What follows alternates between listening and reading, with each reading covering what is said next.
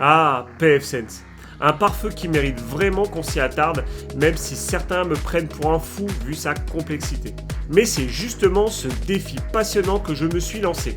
Découvrir en profondeur toutes les possibilités qu'il peut vous offrir. Dans la première vidéo, nous avons vu comment l'installer et effectuer les premiers réglages. Si vous êtes ici pour cette seconde vidéo, c'est que vous voulez en savoir plus et maîtriser enfin cet outil incroyable.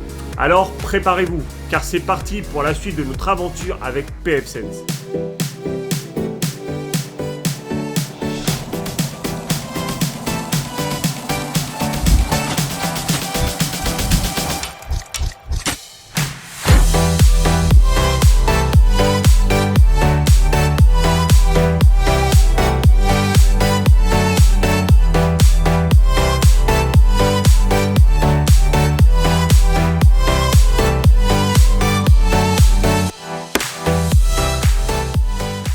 Salut à toutes et à tous, je suis très heureux de vous retrouver pour cette nouvelle vidéo consacrée à pfSense. Comme je vous l'ai dit en intro, nous avons vu comment l'installer et effectuer les premiers réglages. Aujourd'hui, nous allons peaufiner quelques paramètres et découvrir ensemble les règles et les alias. Ces sujets sont essentiels pour maîtriser la gestion du trafic. Alors, sans plus attendre, plongeons dans le vif du sujet. Donc nous voici de retour sur notre machine virtuelle. Je ne sais pas si vous vous souvenez la dernière fois quand on était sur le navigateur Edge, ça marquait que l'on n'était pas réellement sécurisé, qu'on n'avait pas le HTTPS, malgré qu'on l'avait forcé dans notre configuration pfSense.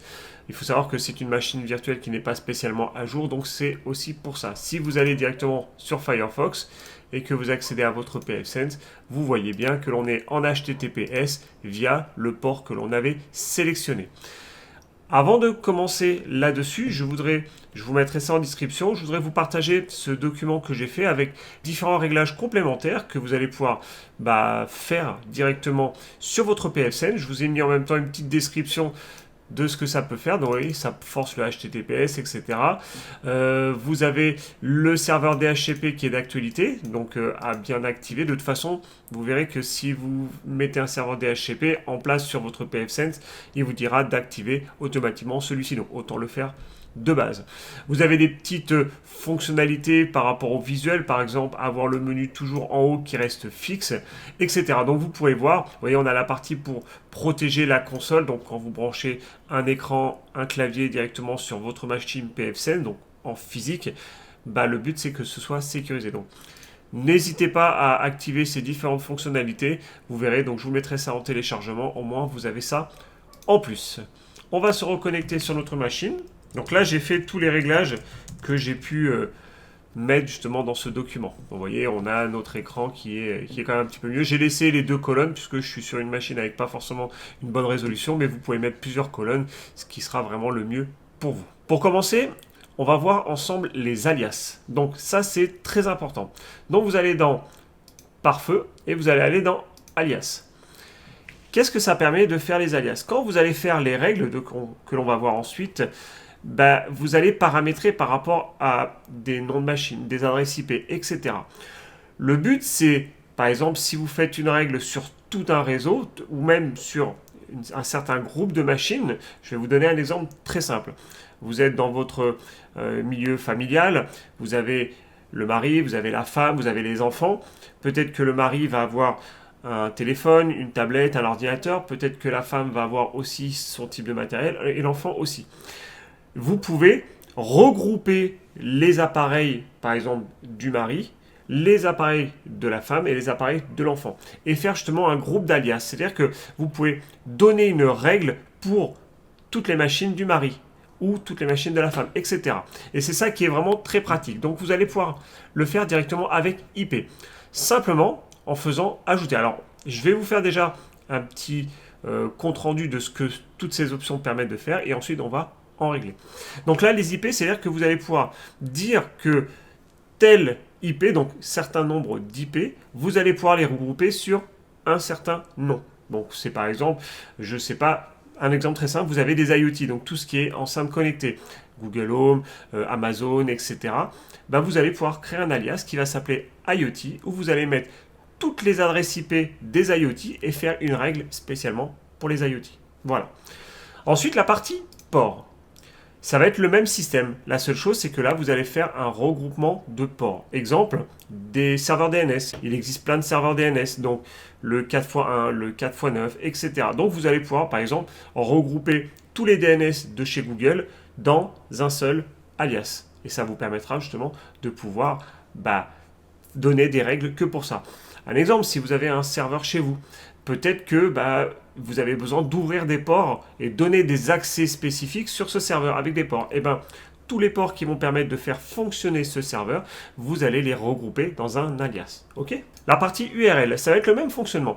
La seule chose, c'est que vous allez regrouper par exemple des sites internet. Alors, c'est beaucoup utilisé pour des listes de blocage, des blocages d'adresses IP malveillantes. Donc, c'est-à-dire que vous allez pouvoir rentrer justement des URL qui vont se mettre à jour, différentes URL de sites qui regroupent des adresses IP malveillantes et faire une règle spécialement pour ça. Donc ça, c'est vraiment un peu moins utilisé. Nous, on va surtout se focaliser sur la partie IP et sur la partie port, quelque chose que j'utilise tout le temps. Donc on va faire par exemple IP. On va faire ajouter. Là, il va vous demander le nom de cet alias. Donc on va marquer, on va prendre l'exemple de IoT. IoT. Donc on va marquer produit connecté. Donc type, c'est des autres. Donc en l'occurrence, on va prendre justement des différentes machines. Et ensuite, on va rentrer les différentes adresses IP. Alors, là, j'en ai pas spécialement sur mon réseau, mais on va tâcher déjà de voir. Là, on est sur un réseau en 192.168.1. quelque chose. Donc, on va mettre, par exemple, 192.168.1. je sais pas, on va dire le 10. On va dire que ça va être une Google Home. On fait ajouter. On va dire qu'il y en a une autre, 168.1.11. On va dire que c'est une Amazon, ajouter, etc. Vous allez pouvoir mettre tout ce que vous souhaitez.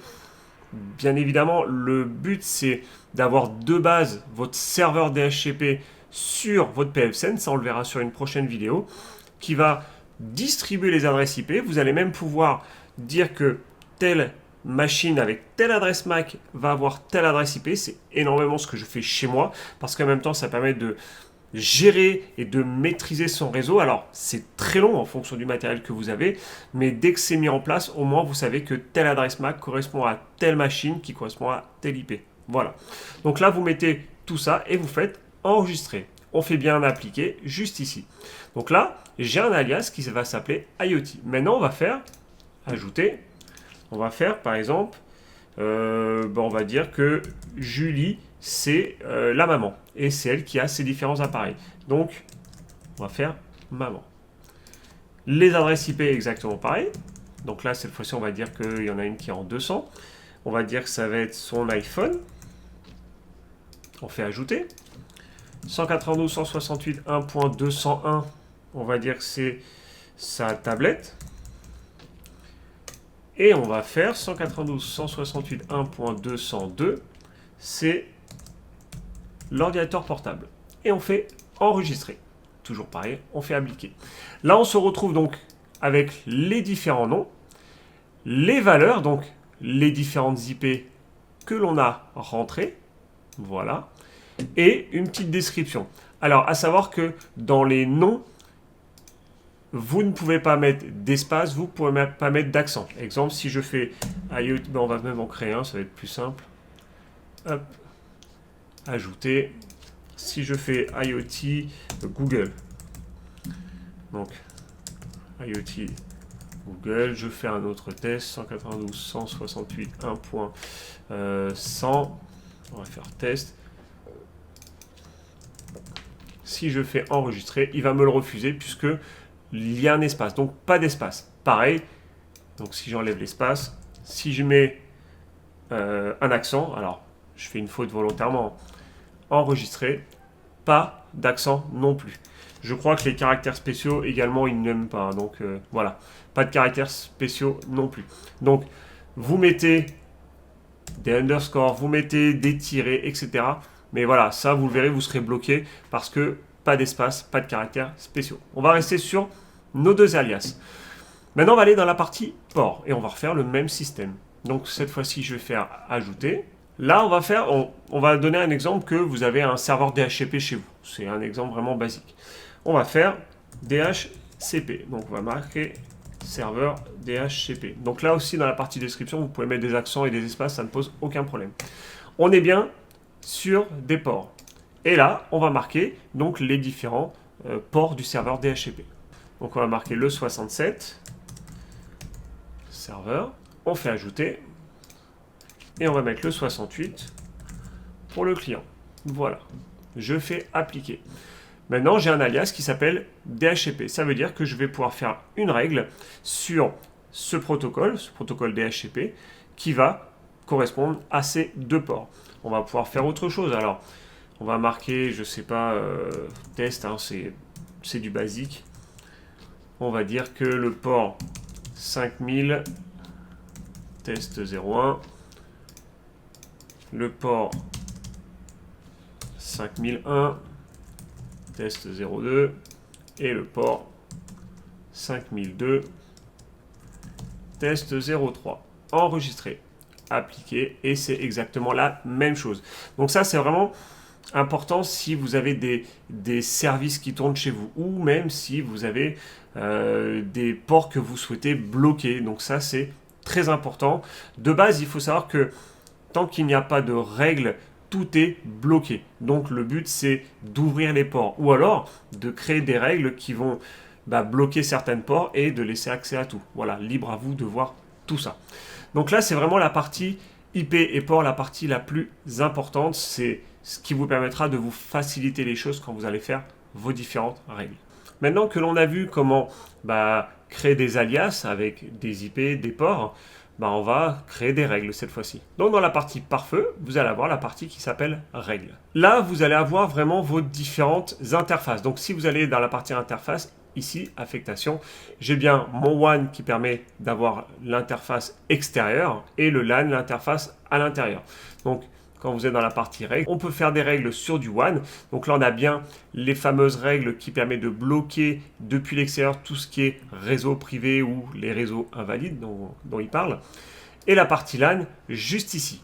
De base, vous avez une règle, il faut savoir, dans la partie LAN qui est ici, qu'on appelle la règle anti-blocage. Sachez que vous n'accédez pas depuis l'extérieur sur votre interface WAN. Donc, ce qui nous permet d'accéder depuis Internet. Un exemple. On verra qu'on peut créer des règles par rapport à ça. La seule possibilité d'accéder à votre interface pfSense, c'est que depuis votre interface LAN.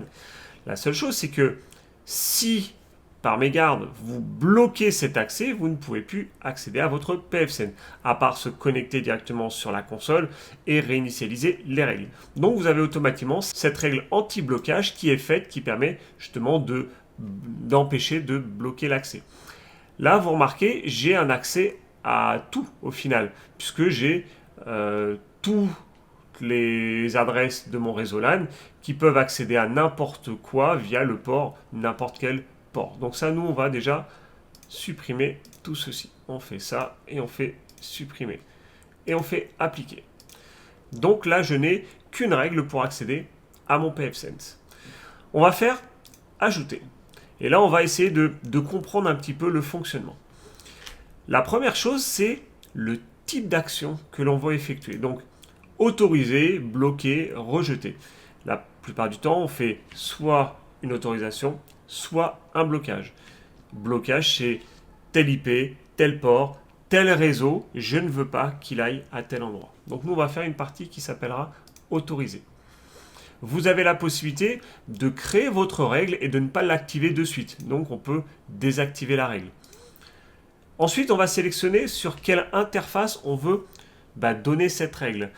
Si vous paramétrez une règle pour une machine de votre réseau local pour qu'elle accède autre part, il faut savoir que cette machine va aller jusqu'à votre pare-feu pfSense, soit revenir sur le réseau parce qu'il y a une règle qui permet d'accéder à une machine ou de bloquer pour accéder à cette machine, ou alors de sortir sur un autre réseau.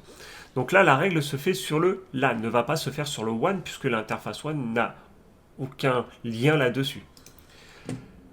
Type de famille, donc là c'est le type d'IP que vous allez avoir. Donc là on est sur de l'IPv4, sur une des règles que je vous ai mises sur le document, on force justement l'IPv4 pour pas être sur de l'IPv6.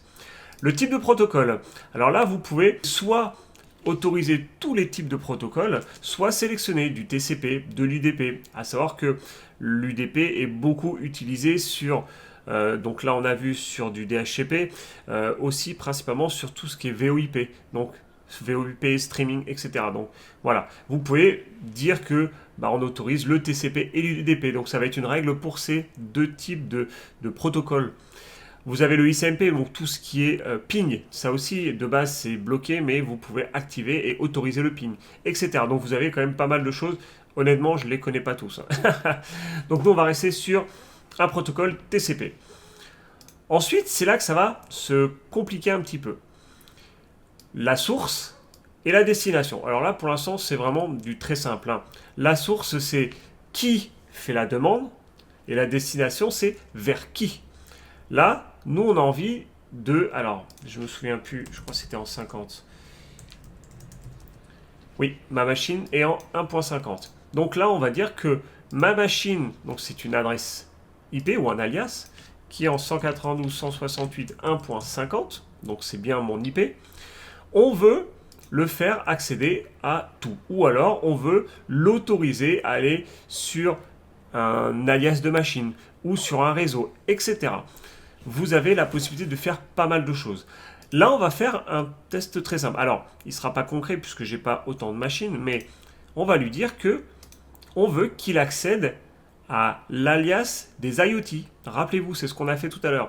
Mais comme les IoT, on en a beaucoup, et bien justement...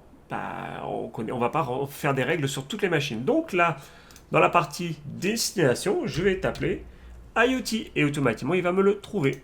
Donc là, je fais une règle pour ma machine Windows pour qu'elle puisse accéder ou non aux IoT. Là, en l'occurrence, j'ai mis autorisé, mais on peut lui dire non, je ne veux pas que tu accèdes à ces machines. Donc là, mon adresse IP en 1.50 pour accéder à tout ce qui est machine IoT. Soit on lui dit oui, tu peux accéder à n'importe quel type de port, ou alors tu peux sélectionner un système de port particulier. Donc là, je vais faire quelque chose juste pour faire une règle. Ça ne rime à rien, bien évidemment. Mais on avait un alias tout à l'heure, c'était test. Voilà, parfait. Le test, l'alias test permettait de regrouper les ports 5000, 5001, 5002 de mémoire. Donc là, ça ne rime à rien puisque forcément je n'ai pas d'IoT, je n'ai pas ces fameux ports, etc. Mais pour résumer cette règle, on va autoriser sur l'interface LAN, sur le protocole TCP, alors on va même mettre TCP et UDP, comme ça voilà au moins on est tranquille. La machine qui se termine par 1.50 a accédé aux IoT, donc l'alias IoT, simplement sur les ports regroupés dans l'alias qui s'appelle test. En description, on va marquer test règle. Et vous faites enregistrer. On fait appliquer. Et là, je vais avoir ici mon petit résumé. La source, elle est juste là, c'est ma machine en 1.50. De base, il faut savoir qu'une machine, quand elle va accéder à une autre machine, le port de base est aléatoire. Donc c'est pour ça que vous avez bien la petite étoile juste ici. Doit accéder à la destination, donc IoT. Si je mets mon curseur dessus, je vois bien les différentes valeurs. Donc le 1.10, le 1.11, ce sont les deux machines IoT que j'ai regroupées dans cet alias.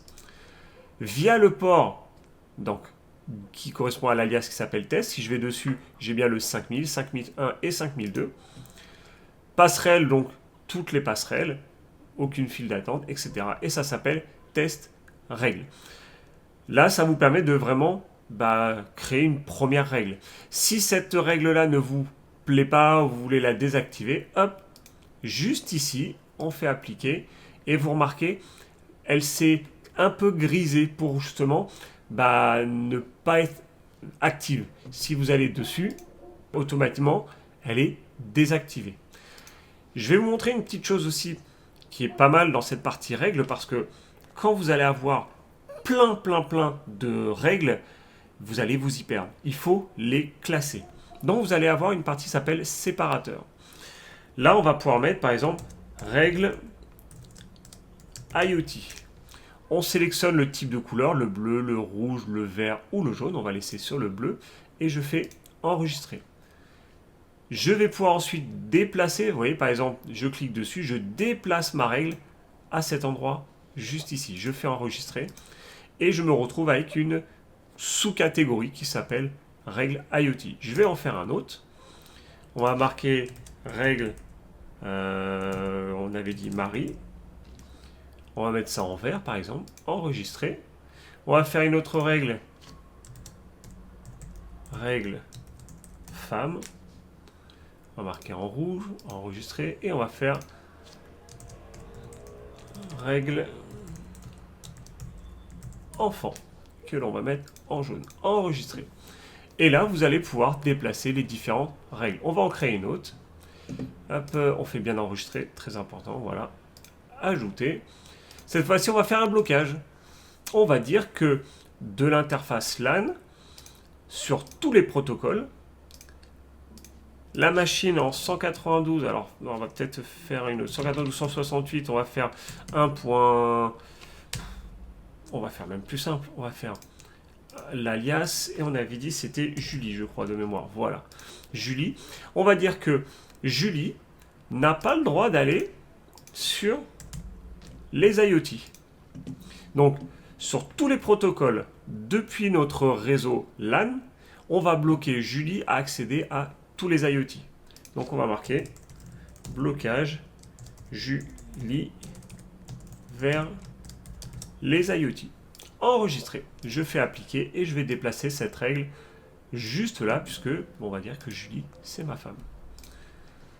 Et là, je me retrouve donc avec une petite croix juste ici pour dire que la règle concerne un blocage. Toujours pareil, je peux cliquer dessus et elle va se griser pour désactiver cette règle.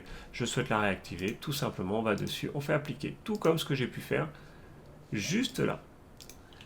Donc ça, c'est vraiment la partie des règles. C'est très simple à comprendre, on va dire, dans cette partie-là. Vous verrez que quand on poussera un petit peu plus sur les règles, c'est un peu plus poussé parce que vous pouvez sélectionner une machine de début qui doit accéder à une source en passant par une autre, etc. Donc ça va être un peu plus compliqué. Mais là déjà, vous allez pouvoir faire des tests et vous rendre compte que les règles sont de la logique, c'est ce que vous avez dans la tête, vous allez pouvoir justement les mettre directement dessus. Une chose importante que je voudrais surtout vous montrer, si par exemple des règles ne passent pas, alors ça c'est fait pas normalement partie de cette vidéo, on y reviendra plus tard sur une nouvelle vidéo. Si par exemple des règles ne passent pas, allez dans la partie journaux système, dans la partie pare-feu, sélectionnez, donc là vous voyez 22h25, on va mettre voilà 22h32, donc les règles les plus récentes, et vous allez avoir des règles qui ont été bloquées. Par exemple, vous voyez ma machine en 1.50, depuis, donc ça c'est un port aléatoire, le port source c'est de l'aléatoire, essaye d'accéder à cette machine en 52, 113, 194, etc. sur le port 443, donc c'est du HTTPS, via le protocole TCP. Ça a été refusé. Alors, je ne sais pas pourquoi ma machine essaye d'accéder à celle-ci, mais voilà, c'est pour vous dire que ça peut se bloquer. Si quelque chose à un moment ne va pas, ça peut être ça. Maintenant, si vous trouvez que cette règle au final, elle n'a pas lieu d'être. Pourquoi ça m'a bloqué cette machine? Eh bien, vous avez un petit plus juste ici, vous cliquez dessus, il vous dit, le résumé c'est on autorise sur l'interface LAN le protocole TCP, la machine en 1.50 a accédé à cette machine-là sur le port 443, on fait confirmer. Et ce qui va apparaître juste là, alors ça s'est mis automatiquement sur enfant, mais on va le mettre plutôt dans Marie, tiens, enregistré. Il m'a automatiquement créé une règle, donc celle qui avait été bloquée, en disant que la machine en 1.50 peut accéder à celle-ci via le port 443, donc ce que j'ai dit HTTPS, etc. Donc ça, c'est un moyen aussi de se rendre compte que mince, ma machine n'arrive pas à accéder à tel service. Comment ça se fait? Qu'est-ce qui bloque? Je vais dans État, les journaux système, dans la partie pare-feu, je regarde où est mon blocage, pourquoi ça a été bloqué. Je peux essayer de comprendre et me créer ma propre règle, ou alors simplement faire plus et ajouter la règle automatiquement. Et là, la requête, justement, vers cette adresse IP est aujourd'hui activée. Donc là, on est bon. C'est vraiment, j'espère que ça a été clair pour vous. C'est vrai que j'essaie de faire des vidéos un petit peu plus condensées avec différentes fonctionnalités. Il y aura plein de vidéos sur PFSense, j'ai plein de choses à vous faire partager. Mais là, je voulais vraiment vous montrer la partie règles, la partie alias que j'utilise tout le temps parce que c'est vrai que c'est super intéressant. Et bah, vous allez pouvoir déjà commencer à créer vos règles pour passer de votre machine, donc votre machine sur votre réseau local, vers une autre machine du réseau local ou alors même sortir sur un autre réseau. Voilà, j'espère que ça vous a plu. En tout cas, moi ça me plaît de vous partager toutes ces connaissances sur PFSense et bah, n'hésitez pas à revenir vers moi si vous avez des questions. Les vidéos, vous avez la possibilité de mettre des commentaires, d'échanger. Je suis là pour vraiment répondre à tout ça. Je vous dis à la prochaine pour une toute nouvelle vidéo. Ciao, ciao.